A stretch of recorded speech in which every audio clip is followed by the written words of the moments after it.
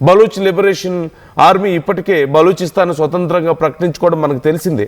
భారత్ పాకిస్తాన్ యుద్ధం జరుగుతున్న సమయంలో అదే అదునుగా భావించి బలూచిస్తాన్ లిబరేషన్ ఆర్మీ ఇక ఉవ్వెత్తున ఎగిసిపడడం, తమ ప్రాంతాన్ని స్వతంత్రంగా ప్రకటించుకోవడం, పాకిస్తాన్ చెప్పు చేతల్లో వాళ్ళ బూట్ల కింద నలుగుతూ ఉండాల్సిన అవసరం మాకు లేదు అని చెప్పడం మనందరికీ తెలిసిందే.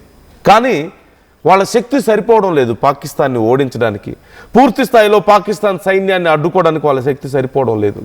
శక్తివంచన లేకుండా వాళ్ళు కృషి చేస్తున్నప్పటికీ అదే సమయంలో భారతదేశాన్ని కూడా వాళ్ళు హెల్ప్ అడిగారు. కానీ భారతదేశం అప్పటికి ఇప్పటికీ ప్రస్తుతం మౌనంగా ఉంది.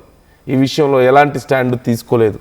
ఎందుకంటే పాకిస్తాన్లోని అంతర్గత విషయం కాబట్టి, మనకంటూ కొంచెం సిగ్గుంది కాబట్టి, వేరే దేశాలకు సంబంధించిన విషయాల్లో మనం ఇన్వాల్వ్ అవ్వం కాబట్టి, తొందరగా ఆచితూచి వ్యవహరిస్తాం కాబట్టి, అది శత్రువు అయినా సరే మనం ఇన్వాల్వ్ అవ్వలేదు ఈ విషయంలో.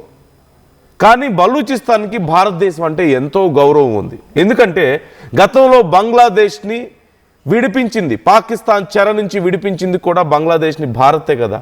దానికోసం పాకిస్తాన్తో భారత్ యుద్ధం చేయాల్సి వచ్చింది. బంగ్లాదేశ్ విముక్తి కోసం భారతదేశం పాకిస్తాన్తో యుద్ధం చేసింది. అఫ్కోర్స్ పాకిస్తాన్ ఆ యుద్ధంలో ఓడిపోయింది. కానీ ఇప్పుడు బలూచిస్తాన్ కూడా అలాంటిది ఎక్స్పెక్ట్ చేస్తుంది.